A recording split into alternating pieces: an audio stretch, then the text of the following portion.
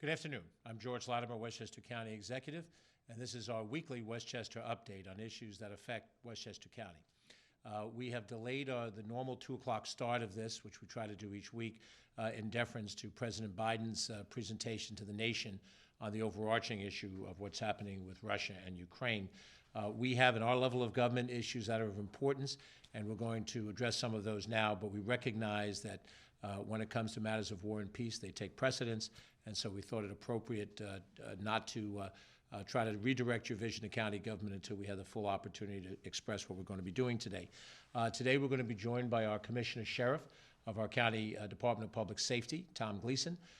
He will talk about, along with the mayor of the village of Mount Kisco, Gina Piconich, we'll be talking about an initiative that is going on between the county police and the village of Mount Kisco, where the county police provide the day-to-day police enforcement in that particular community. I'll address that in just a second.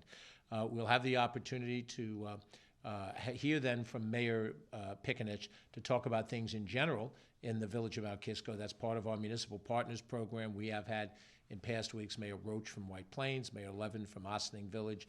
We've had Mayor Bramson from New Rochelle join us, Supervisor Calves from Bedford. We've had state officials like State Attorney General Tish James. And in the weeks to come, at each of these updates, we will bring on one of those municipal officials or state officials to sort of explain different things that are happening in their jurisdiction. We want you, as a resident of Westchester County, to see what's happening in the local government as well as in the county government, because these things do, in fact, mesh together. And, of course, with the state government as well, and the partnership that we try to create in government across different levels of government, across partisan lines as well. We'll also be joined, as we always are, by our Deputy County Executive, Ken Jenkins, who will report on some of the elements of what we'll cover. We have Bridget Gibbons, who's our Director of Economic Development. She will join us to talk about our initiative that we're very excited about to announce as it kicks off today, targeting some resources to help various houses of worship in Westchester County that have been affected economically by the impacts of COVID, and we now have a program to be able to assist them as they execute programs that help serve the community aside from their religious mission. So it's an interesting balance point. Bridget will cover that, and we're also going to recognize some friends that we have with us here today at the press conference and appreciate their presence. So first, let me begin with this innovative mobile app. Now, I must tell you, we are in the 21st century. I'm still very much a man of the 20th century. And when people significantly younger than me talk about apps, for them, it's secondhand information. It's just normal life. For me, I have to stop and consider what is it that this application represents. But invariably, it's a way to use technology to help us. And in this particular case, technology that helps us provide public safety. And in the village of Mount Kisco, located in the northeastern corner of Westchester County, Westchester County provides the local police services for that village on contract. We also have a contract with the town of Cortland in the northwest portion of the village. And in these particular cases, it's the county police department that provides the local police function.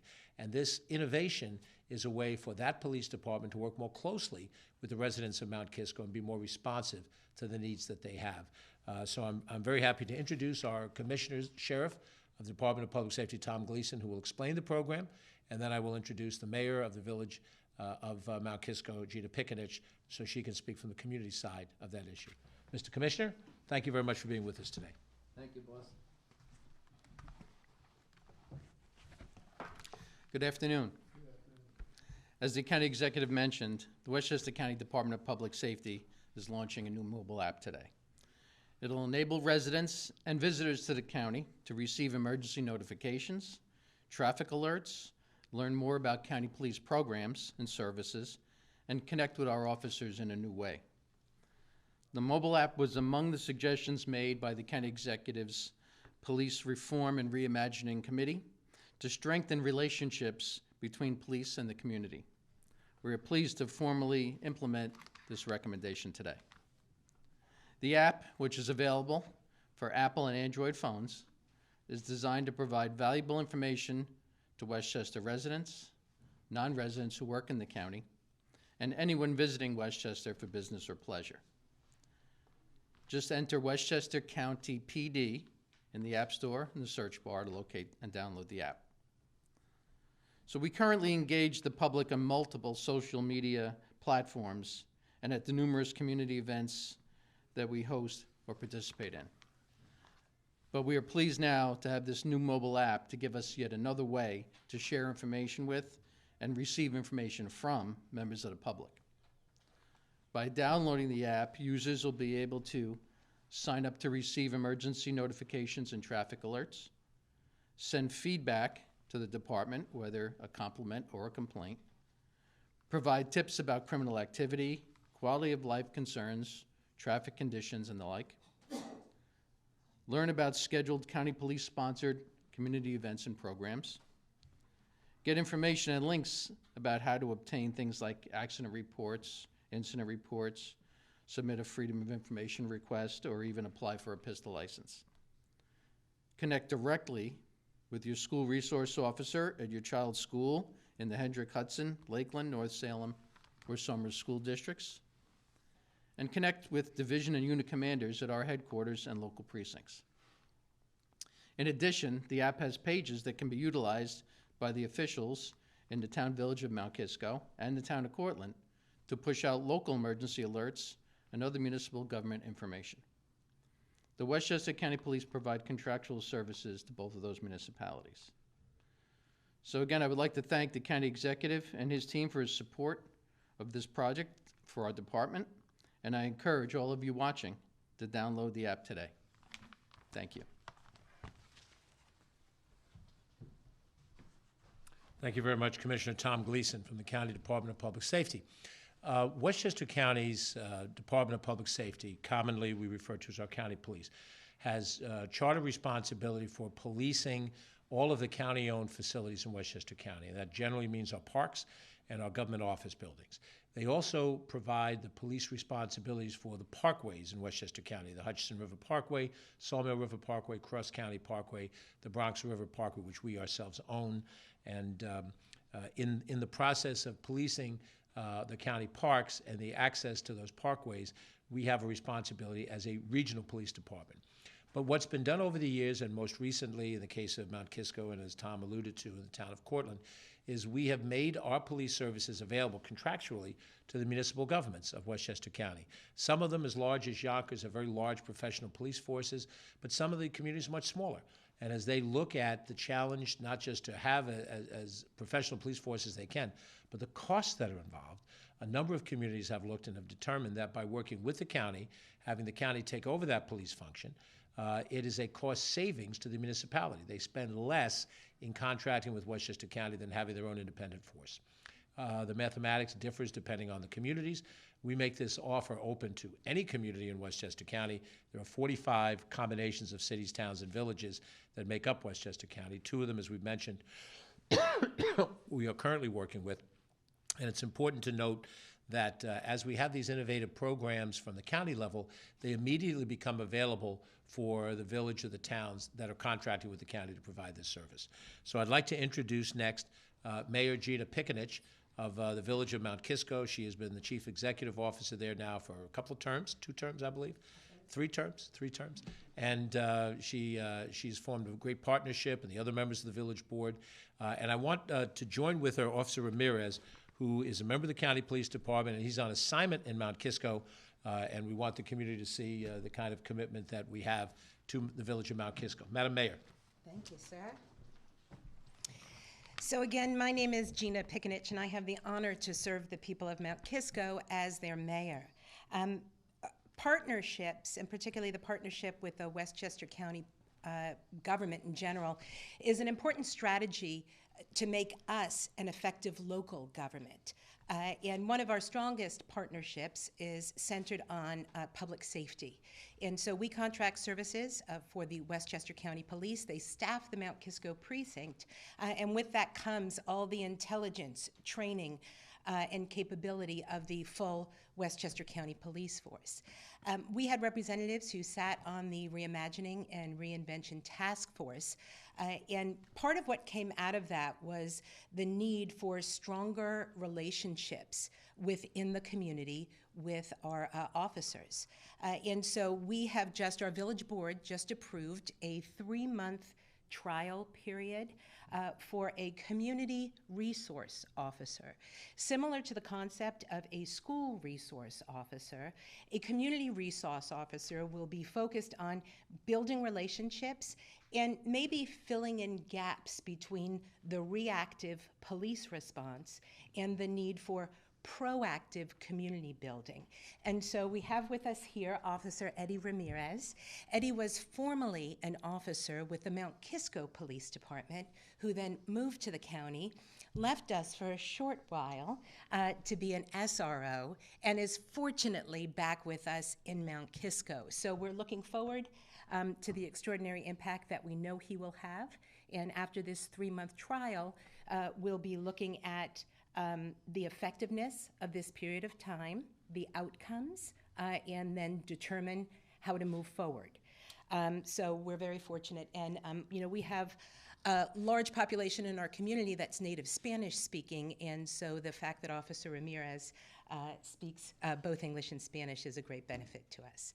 I also just want to take one more moment about the app. Again, communication is so vital, and so providing another means to communicate with the people in our community is also an extraordinary benefit. But I want to point out again, anyone in the county can download the app because the Westchester County Police will be sharing urgent and emergent situations through that app. And if you turn on notifications on your phone, you'll be able to receive them as a pop-up. You can provide tips and notifications for what you're seeing in your community or out on the parkways. So I'd encourage everyone to just go to the App Store, download the app, and start working with it. One other point of partnership that I wanted to share is very important. Building infrastructure is vital, and local communities don't always have the resources to do that effectively. And I have to thank our Deputy Executive, Ken Jenkins, who has worked with a consortium in northern Westchester for a cellular master plan program. So cellular services does not know municipal boundaries. And so as we look at where there are gaps in service, where existing infrastructure exists, it's important to look beyond where Mount Kisco begins and Bedford begins, Pound Ridge and Newcastle and everywhere else across northern Westchester. And so we were able to bring together a large number of communities in northern Westchester, and a program funded through the county is actually working with a consultant to take a look at existing infrastructure, gaps in service, and then project what the needs are for the future. It gives us an extraordinary opportunity because so often infrastructure providers come to us and tell us what has to be. This provides us with the knowledge and information that we can now tell them what our needs are. It's very, very powerful. So important partnership with the county and other municipalities. And then the last thing that I will say is about our wonderful village. So the vaccination rates are very high. The infection rates are very low. And so we are very much looking forward to spring. And there's a lot of activity planned in Mount Kisco. Mount Kisco Restaurant Week is happening March 7th through 13th. And this will be a week of culinary creativity from Mount Kisco's best eateries. Our Little League opening day is scheduled for April 23rd, as is our Earth Day celebration, which is always a wonderful event. We have an Arbor Day celebration. We have our first Juneteenth celebration that is planned for the village, actually the week before, because there are so many celebrations across the county. So we'll hope you come up to Mount Kisco.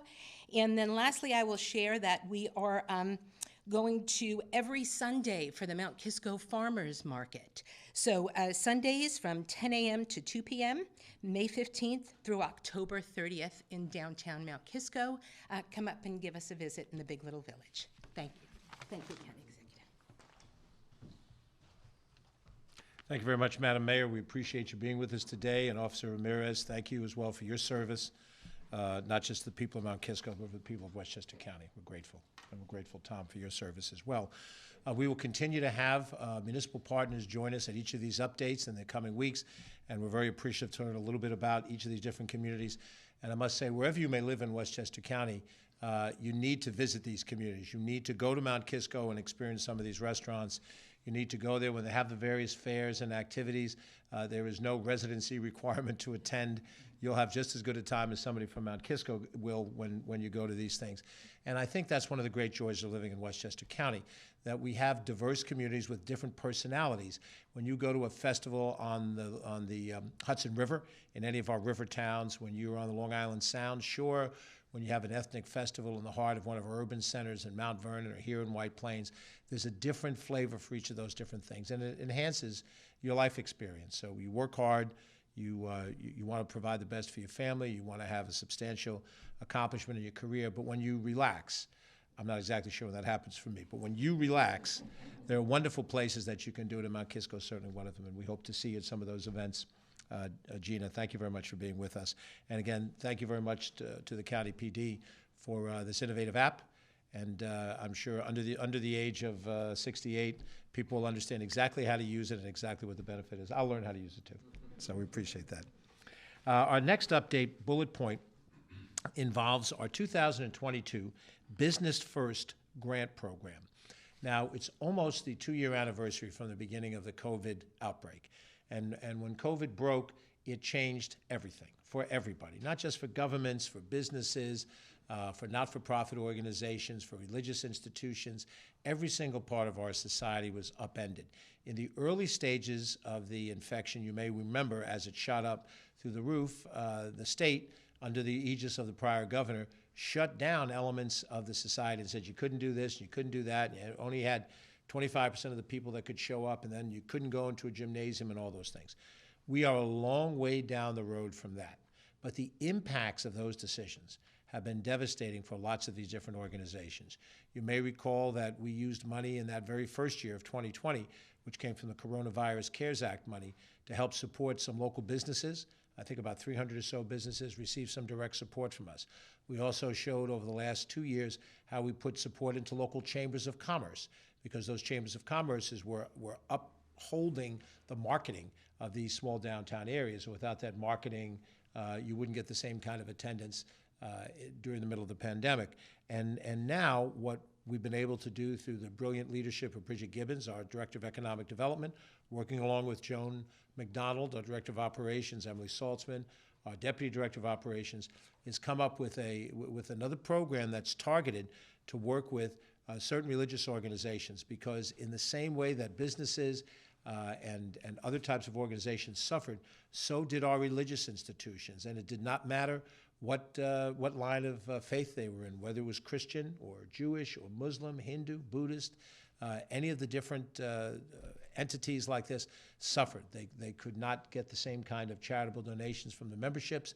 They could not have certain fundraising events that normally help support their organizations. Many of them have schools that are attached to their organizations, and in some cases, dire straits. So not that this is the answer to all the questions, but in looking at how we could use some of the federal money that we've been given to help support a section of our economy, think of it that way, the people that are employed in these religious institutions, help uphold our economy. We have a program that I'm going to ask Bridget Gibbons to announce and talk about. As she comes up here to share those thoughts, I want to acknowledge we're joined by some members here in the room that are very important to us. I hope I pronounce the names right. If I mispronounce, please do forgive me. Anaheda Kotval, who's here from the nonprofit Westchester organization. That organization is a pivotal one that we rely on in this area. We have with us John Williams, who's the founder and CEO of CFC, a funding center in the religious community. John, thank you for being here with us today. We have Brother Abdel Nasser Nofal, who's principal of the Andalusia School in Yonkers. I was just there a week ago, Saturday night, for a tremendous fundraising event that they had, and they drew people from all over the metropolitan area. When they came to Yonkers, they thought they were coming upstate, but nonetheless, they had a very good time in downtown Yonkers at the Andalusia School, And my good friend and also a member of our Arab American Advisory Board, Hussein Rababa, who has been involved with Andalusia and other movements in the Islamic community, who is here with us today. We're grateful for his leadership in that area. So I give you Bridget Gibbons, who will outline for us the 2022 Business First Grant Program.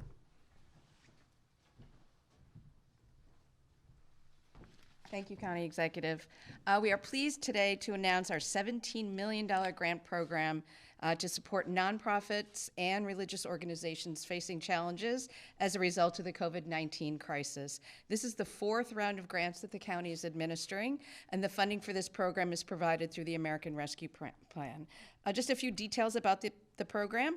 Applications will be accepted online starting today, and the application will remain open for approximately 4 weeks. We want to see, we're going to balance how much time we need to make sure that everybody can apply. To apply, organizations should go to our website, westchestercatalyst.com, and click on Business First Programs at the top. Grants will be for up to $45,000.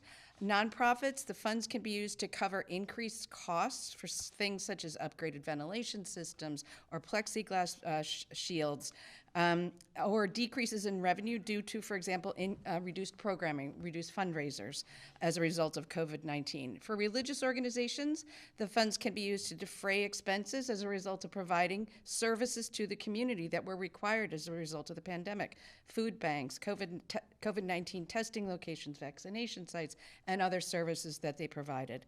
The grants are provided on a reimbursement basis, so applicants will need to present some documentation verifying the expenses before the funds will be dispersed. To learn more about the grant program, again, people can go to our website, westchestercatalyst.com, and click on Business First Programs at the top. We know that applying for grants can be a daunting process. To address this, the county is offering technical support for our nonprofits and religious organizations with the application process.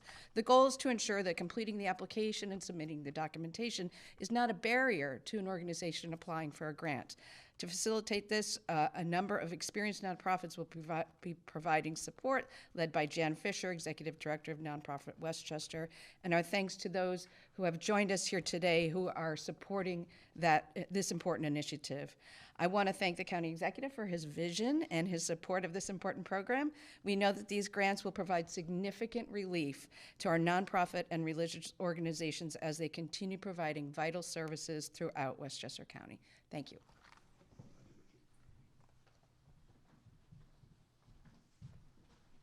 Thank you very much. Bridget Gibbons, our Director of Economic Development. Let me reinforce what Bridget said, and this is consistent with what I've said in terms of what we've done in 2020, 2021, and in 2022 now. These are programs that have been funded not through county property tax dollars, but by money that's been made available to us from the federal government. And we treat that money as money that's used to help us rebound from COVID. And so therefore, these grants are not meant to be ongoing financial support. They were not the same for the Chambers of Commerce's that we benefited in the last cycle, nor for those businesses we did in the first cycle. We're trying to help organizations that have suffered, giving them a hand up so they can get back on their feet. And when we resume full normal, the normal realities of economics can start to work to their benefit because they are not dealing in a normal economic reality right now. And that's why we want to step to this point. And as I've mentioned before, I'll repeat the same thing, not only are Chambers of Commerce's small businesses, not-for-profits, or religious organizations serving a function in the society based on what they do, they are an economic engine for this county. I think I have the number in my head, and I think it's accurate, that 20% of our workforce is employed in some way, shape, or form by the nonprofit community, which does include religious and non-religious organizations. So what we are doing here is intelligent economic development. That's why it's under the wing of our economic development people, in order to help us stabilize. And you will see us do other things in the days to come. There'll be an announcement later this week about how our Industrial Development Agency is helping one of our major U.S. corporations based here expand and add a significant number of high-paying jobs. That is how we use economic development resources to support large businesses, even as we try to deal with a range of employment entities in the county. So we thank also the professional expertise of some of the people whose names I mentioned. They will serve as support mechanism for these organizations to be able to apply for the grants. And again, we hope what the grant will be is not a handout, but a hand up, and that getting back on their feet will put us back to a positive light across the board. And as much as we've benefited from federal money, we've been very judicious, and so much so that we've been able to cut property taxes for the last 3 years. And to do that at the same time that you're trying to balance a downturn in the economy is a pretty good trick, but it's not a trick. It comes from caring about government, caring about the policies that you can implement, and to actually implement things in the same way that we talked about what Tom Gleason talked about earlier today, to be creative, to come up with new ways to do things, and to deal with the realities on the ground of having COVID before. So again, thank you. Thank you all for being with us here today. More importantly, thank you for your commitment to the community as expressed through your efforts and your organizations. And I want to thank also Crystal Collins from our team, who's one of our directors of program and policy. She deals with faith-based organizations as part of her responsibilities. She works very, very hard. There are many, many different organizations out there that fit into that qualification area, and she's worked very hard, and Crystal, very appreciative of your leadership in that area as well. So I'm going to invite Ken Jenkins, Deputy County Executive, to join me. We will do the COVID update that we do each week. I want to point out it is purposeful that we mention COVID in the sequence that we mention it now. COVID is still a legitimate concern. It is a legitimate problem for us to deal with. It is not behind us fully. However, it is not the all-present octopus whose tentacles now reach into every single facet of our lives, and everything we do begins with a discussion of COVID. What we have seen over the last few months is a diminution of COVID infections, COVID hospitalizations, and a reduction in rate of fatality. These are encouraging signs. I'm going to give you the numbers in just a second. And we are, as we always have been since the very first day 2 years ago, we craft our policies around the realities on the ground. We do not let ideology of one end or the other drive us in the direction of an action. We will do things that are more aggressive when the disease is more aggressive, when the disease recedes, when some of the things we do work, we acknowledge that it's successful, and we relax and eliminate some of what those special activities are. And we think that is the practical way that Westchester residents expect us to deal with this. There's a lot of range of responses from sea to shining sea. We have our little corner of the world, our 1 million people here in Westchester County, and I think Westchester residents have responded. Westchester businesses and entities have responded, and we are trying as a governmental entity is to meet that level of response in an effective way. The numbers that we face have been very good over the last 6 to 8 weeks now. There's been a constant diminution in all elements of the COVID impact in Westchester County.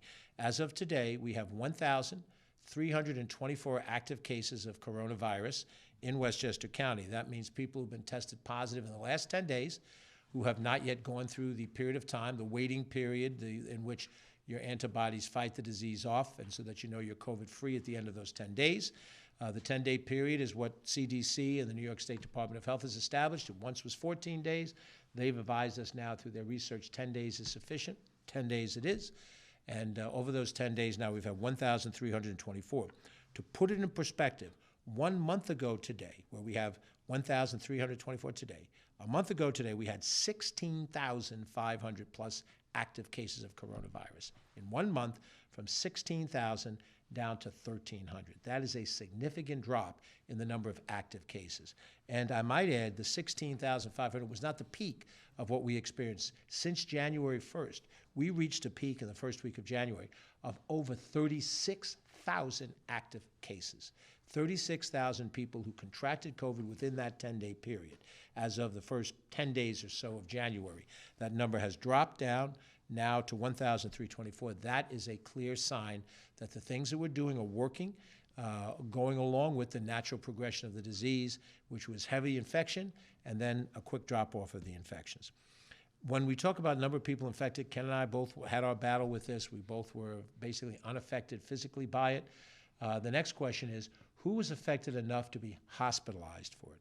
A hospitalization is a serious degree of response. You can't treat it at home. You're not sick for a couple of days at home and getting normal treatment in the house. You must go into a hospital for special extra treatment. We have right now 106 people who are hospitalized in a bed in Westchester County Hospital because of COVID, 106. 1 month ago today, that number was 486. So we've dropped almost 80% from what would be almost 500 cases down to 100 cases. That's a significant improvement.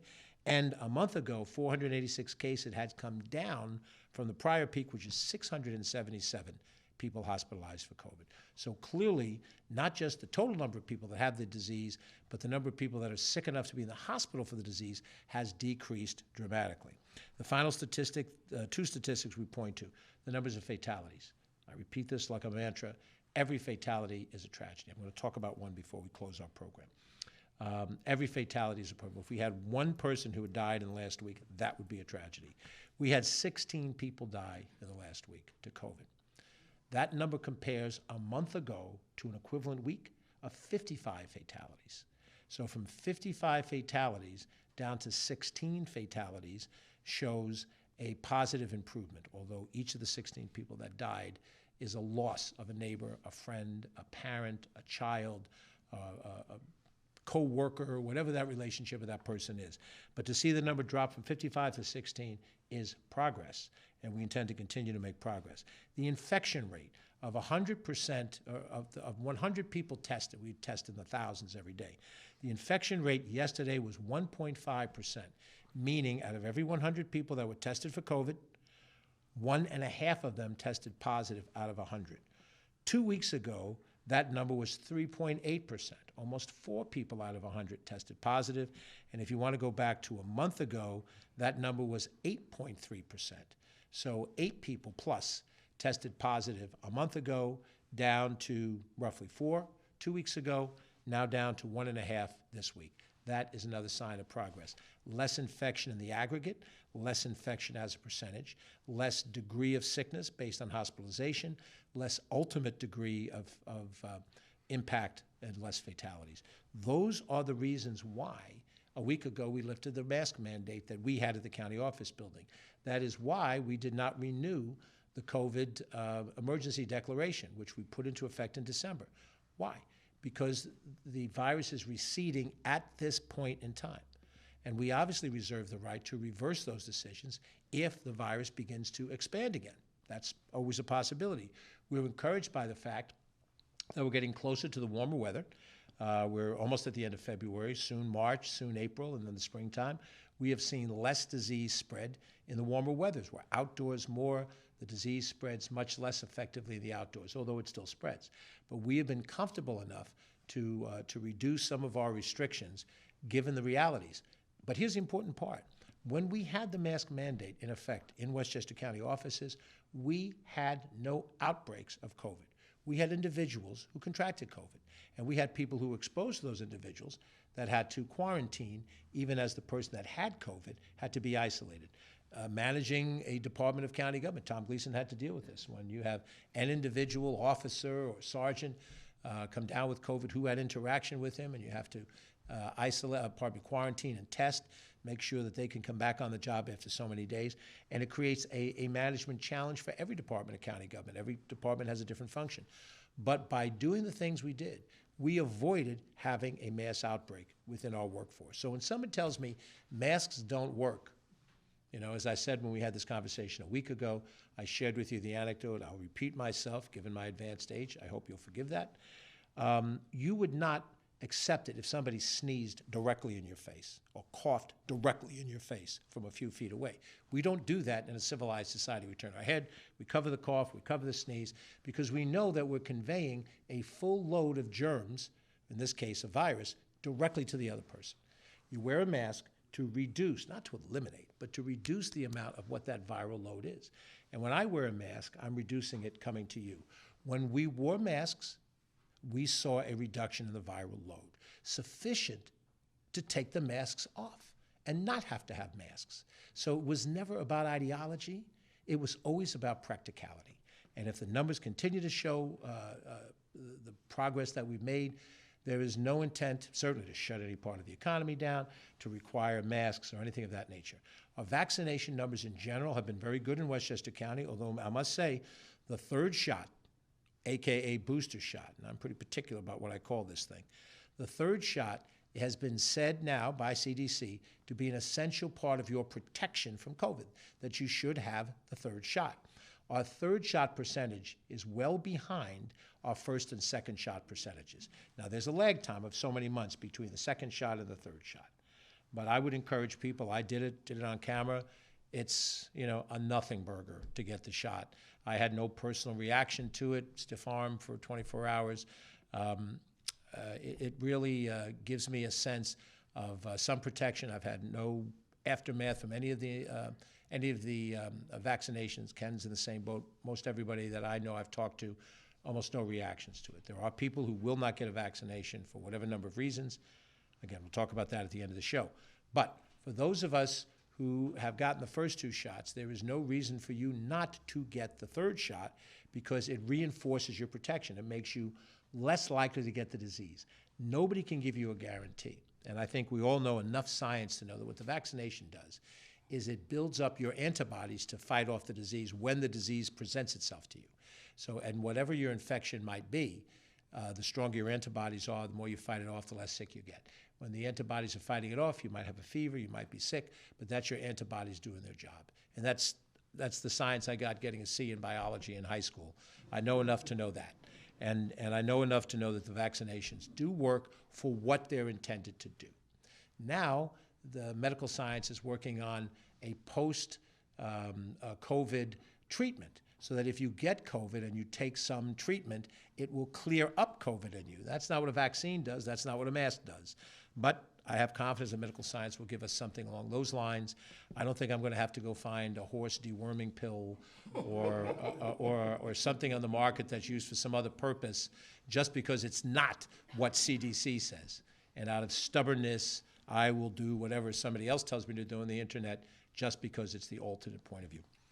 But I understand there's a debate in the society over these things. But the COVID numbers are good, and we continue to try to make vaccinations and testing easily available. I'd like Ken, as he usually does, to go over where we are with our vaccinations, the satellite locations, and then I'm going to ask him as well to touch on some information about our mass transit from Metro North. I'll leave the notes here. Oh, you have them already? Yeah. I'll leave them right here for him. And then I'll be back to take questions and close out our presentation. Ken Jenkins, Deputy County Executive. Well, thank you, George, and just wanted to echo 2 things as you continue to bring it up. For all of us that have contracted COVID after having vaccinations, which was commonly known as breakthrough cases, both the county executive and I were fully vaccinated, for myself boosted at the time, and the county executive actually got his booster or his 3rd shot on camera recently. It is the protection that helps us get through that, and both of us have credited our very mild symptoms because of that. We also want to keep reminding people, because the mask mandate is lifted, no mask shaming. If someone is wearing a mask, they're wearing that mask for their comfort and making sure that they may have an opportunity to go home to their families. They may have young children that are home that do not have the ability to get vaccinated. They're under 5 years old. They may have immunocompromised individuals that they interact with. So if someone's wearing a mask or asks you to wear a mask that's one of your coworkers, come on, we can do that. We all walk around with the mask, and again, we have enough comfort to do that, to make sure that there's not mass shaming. As the county executive pointed out, we are continuing our vaccination clinics, satellite locations, not called anything else. They're satellite locations with the true professionals that do that. We have one that's going on right now. They did not stop to wait for President Biden's announcement and speech today. They started at 2 p.m. today. They are going to 6:30 tonight in New Rochelle at the Hope Community Services Gym. Usually we have the vaccination satellites at school locations. This week, as many people realize, there's a midwinter school recess, and so schools are not in session for the majority of schools this week, and the only non-county location is at the Hope Community Services, again, today from 2 to 6:30. Thursdays and Fridays, we have our recurring county center vaccination pediatric clinics. On Thursday, it's from 3:30 to 6:30, and on Friday, from 2:30 to 6 p.m. They make sure that make a appointment. And for the pediatric vaccinations, it is required to have a parent or guardian there with you. So again, plan accordingly. And again, from 3:30 to 6:30 on Thursday and 2:30 to 6 on Friday. Just want to give you a heads up for next week as schools are coming back into session. Second doses and booster shots at the John F. Kennedy School in Portchester on Monday the 7th and on Tuesday, the 8th, at the Peekskill Family Resource Center from 3 to 6:30. We're just trying to give you a heads up. If you go to the county website on some of the locations, you'll see from the Department of Health, those locations. Make sure that you take the time to do that. Again, protect yourself as best as you can, and the county is going to continue to do the vaccination clinics, making sure that we're partnering with our faith-based organizations. That's why the help is so essential for the partnership that many of them did during the pandemic and continue to do, including over the past weekend at various faith-based institutions around the county, and we thank them for that. As the county executive pointed out, as we're moving into back to the new normal, whatever those things mean for everyone, Metro North has announced that they are going to increase their weekly service starting March 27th. So that's a really great thing because folks have said that in certain instances the trains are overcrowded because they had to minimize the service due to the pandemic and the lack of ridership. So Metro North is restarting and increasing services on March 27th. They're going to restore another 66 weekday trains on its 3 east of Hudson lines. So that restoration is a very, very welcome opportunity for us to understand that it's going to get back to almost 90% of the pre-pandemic services for the Metro North lines. That is a great sign. One of those things is for those non-Met fans, the Yankee Clipper that is going to come back on. That's the Yankee, all of you know, the county executive is a huge New York Mets fan, and we don't blame him for that. My brother's one too, right? But in New York, the New York Yankees, Yankee Clipper that goes to 153rd Street Station for all the New York Yankee home games, and that's going to be restored on all 3 of the east of Hudson lines, as well as the shuttle service between Grand Central Terminal, the Harlem, and Yankee Stadium lines. Additional stops are available. We are so excited to continue to see this progress, but it all counts on all of us continuing to do everything that we can do, protect ourselves as best as possible, and mask up when it's necessary. On Metro North, that's a necessity. On Beeline buses, that's still a necessity. We need to continue to do that. Thank you, Judge. And let me once again congratulate my friend Ken Jenkins for rooting for the team that has 27 world champions. My team has 2, but we love those 2 years. They're very good to us. We have some questions from the press that I'm going to take, and then we'll go to a couple of closing comments. We appreciate your patience, and we know that the hour was late as we delayed for the president. Catherine Chaffee, our Director of Communications, please fire away. Sure. So the first and only question comes from David Proper from the Journal News. He asks, any idea when the county center might stop offering testing and vaccine shots? Well, I think it's really a question of what happens to the virus from where we are going forward. I think we envision the county center performing this role through the first half of the year. So if we are here in February, then I'd say if it's 4 months until the end of June, as a minimum, I would expect the county center would continue to be used as a vaccination testing center. Now, we've seen the testing demand drop dramatically. And at the time that it was out of sight just before the Christmas holidays, and people were furious about being unable to get either a PCR test or a home rapid test, we knew that it was a question of very high demand, and the production level at the higher levels had not yet met that demand. We now have been disseminating test kits across the board through various organizations. Westchester Library Systems has gotten them out to libraries, and we've gotten them out through chambers of commerce to local businesses and other institutions. Institutions of education are getting theirs as well. So I think the testing component most likely will be handled without us necessarily needing the county center for testing purposes, although while we're having it for vaccination purposes, there's no reason not to provide testing as well. The vaccination side of the equation is going to depend on a couple of things that we don't control. The first is what percentage of our population does in fact get the 3rd shot, the booster shot. And if we start to see that number rise up to a similar number as it was before, than the 85-90% tile range, then we will just about have exhausted all of those who are likely to get the shot. And we had this happen already with the state. When we get to the point of diminishing returns, we can handle vaccinations through our health clinics in White Plains and Yonkers and through satellites. We wouldn't need the county center for that purpose. What we don't know is there another variant coming down the pike. There's no way to know that. Whether it's the Andromeda variant or the whatever variant it might be, God help us if it's the Andromeda variant, but whatever it might be, we have to make sure the infrastructure allows us to respond with a mass vaccination site if that's required. So I think, David, realistically, nothing is going to change through the June period of time.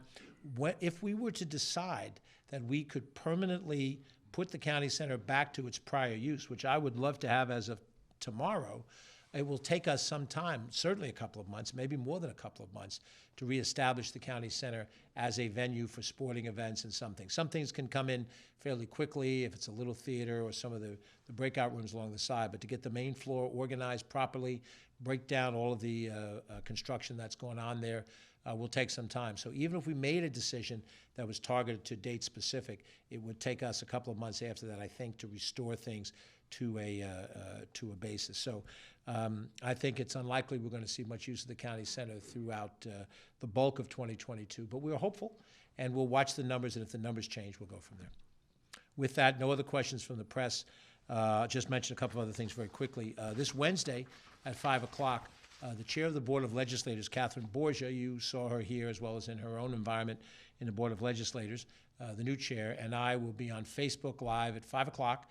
You'll be able to get the link by going onto our website, westchestergov.com, and we will do questions and answers, both of us, legislative and executive branch, side by side, this Wednesday, the 23rd at 5 o'clock. And this is the beginning of a series of doing these. We'll try to be available. We've lost the ability to do, so far, the Coffee and Conversation series, which I initiated when I came in just 4 years ago, in which we were out at local library, community rooms, firehouses, church halls, wherever we could be accommodated.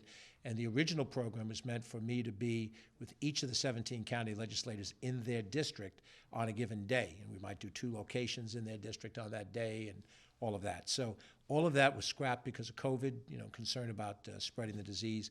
So we're going online Wednesday, 23rd, 5 o'clock, Catherine Borgia and myself, and we look forward to using that format again as we go to the future. I do want to mention 2 things that I think are helpful, and then we'll close this off. The first one relative to COVID. We've all had the experience of losing people because of COVID. Now, it's a 2-year pandemic, and I don't know who hasn't been touched in some way, shape, or form by the loss of a friend or a neighbor or somebody. I lost a neighbor in the last week. And this was a fellow who was 57 years of age, so a bit younger than I am. I've known him since his teenage years in the neighborhood. And, he was a bright young fellow, hardworking.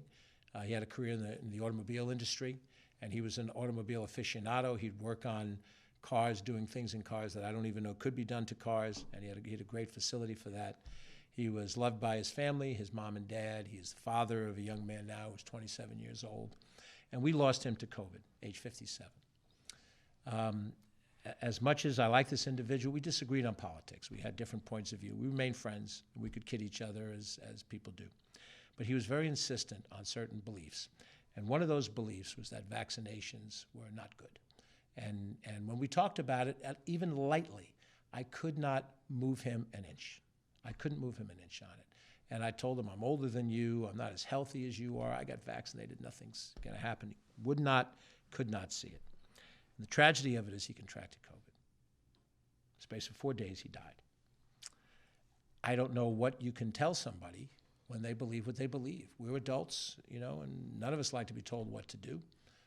After these things are over, I go on Facebook and I see a lot of you comment on this video and you tell me what to do. And sometimes I disagree with you, and I tell you that in the comment responses. But I recognize that people have different opinions. They have different philosophy. But for the life of me, I don't understand how a health crisis can be turned into a political football. It has. It has. And as I've described, we've tried to chart a course that was reasonable. We did not mandate things that some people disagree with the concept of a mandate. But we implemented some things that didn't go as far as some other people felt we had to go. And in all of this, we focused on how do we keep people from getting the disease to the greatest extent possible? How do we keep them from being ill enough to be in the hospital? How do we make sure there's enough hospital beds to accommodate them if they're ill? And then what do we do to stop them, if we can, in any way, shape, or form, from losing their life? And then when they've lost their life, we created a Ribbons of Remembrance program to remember him. So when I go to that monument that we have in the wintertime, it's indoors downstairs here at the county office, but they have little purple ribbons. I'm going to put his name on one of those ribbons. I'm going to tie it around that thing. And I'm going to grieve his loss, as all of us will in the neighborhood, because he was a good guy. But it was an unnecessary loss.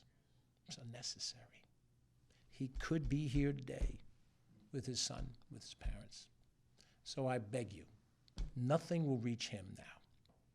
If you're unvaccinated, consider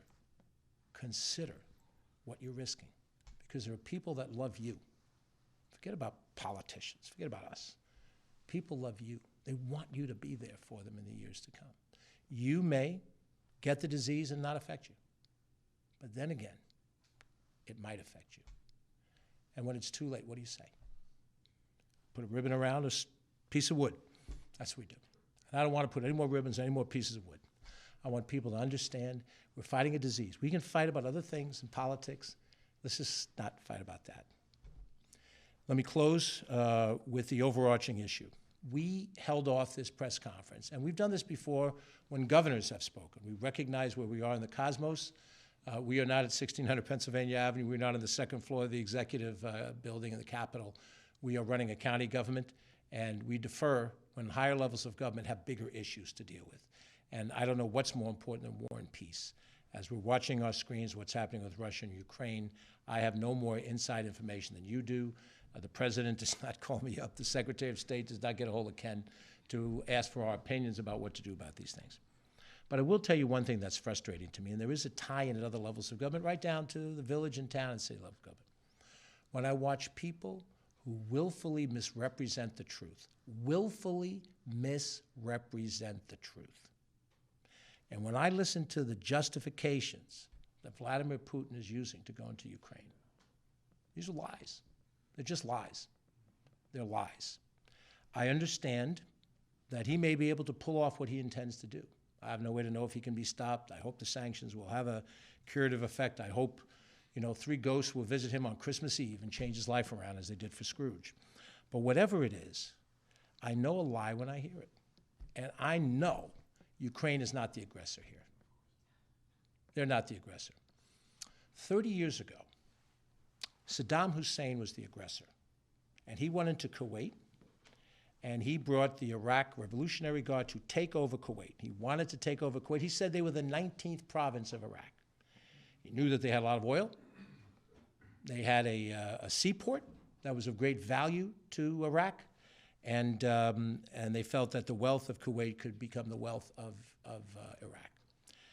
The president of that day was President H.W. Bush, George H.W. Bush. And as President of the United States, he put together a worldwide coalition that could stop Saddam Hussein. There is a practical matter to things. If I'm playing basketball one-on-one with a person who's 5'7", I have a pretty good chance to get a rebound. If I'm playing against a guy 6'5", I'm never going to sniff a rebound. You fight against Iraq, you have one set of realities, you have another fight with Russia or with major countries of that nature. So the things that you can do are different depending on the circumstances. But I would say this, and I was in public office in those days as well as a local councilman. We stood behind President Bush, and I'm a Democrat, and I stood behind him as a Republican. Why? Because in those moments we're all Americans. We're not Democrats versus Republicans. When he put together a coalition to take Saddam Hussein out of Kuwait, it was a brilliant job that he did, and the military men of that day, Norman Schwarzkopf, the people involved in those actions, did a fabulous job, Colin Powell. We did not start shooting across the divide. We unified in an American standing up for what was right. And at the end of the day, in that particular action, Iraq, Kuwait, Desert Shield, Desert Storm, we did the right thing, and we stood behind the president because he was the president of all of us, not just some of us. We faced that test again 30 years later in a more divided country, in a much more serious international crisis. We hope that this crisis can be resolved without the loss of life, and we'll leave it at that. But I would encourage you, my fellow Americans, my fellow Westchester residents, as I did 30 years ago, let's look at this as Americans first and not on our political affiliations. We have a wonderful, wonderful country here. We have a wonderful land. We have problems in Westchester County, problems in the state of New York, we have problems in the United States of America, problems in the world. We have an opportunity to address those problems as best as mortal human beings can, knowing, bless you, knowing that many of us, not all of us, but many of us believe in a higher being. And I have faith in that. But here on Earth, we have to do what we have to do. We have to do an app, and we have to fight COVID here on Earth, and we have to find a way to help small not-for-profits, and that's our job here at 148 Martine Avenue. There's different challenges on the second floor of the Executive Chamber in Albany, and there's a different challenge at 1600 Pennsylvania Avenue, and I respect that difference. But I would encourage you, bless you, I would encourage you to take the larger view, as we did 30 years ago, and know that at the end of the day, more important than party, more important than ideology, we have to stand up for what's right. What's happening to Ukraine is wrong. I hope somehow that the worst case scenario will not happen. And I will leave that tonight, today, and I will also leave with a prayer for my neighbor around the corner and down the block, that his soul is at rest and peace, and that all of us today, tomorrow, will do what we think is right to the best of our ability until that day comes where we too have to face that ultimate reality. Thank you for watching. I'm George Latimer, County Executive. We wish you a safe day. We'll be back tomorrow to talk about our initiatives to fight crime, and we'll also be back tomorrow to launch a new effort to try to deal with cybersecurity in our county. In the meantime, have a good evening.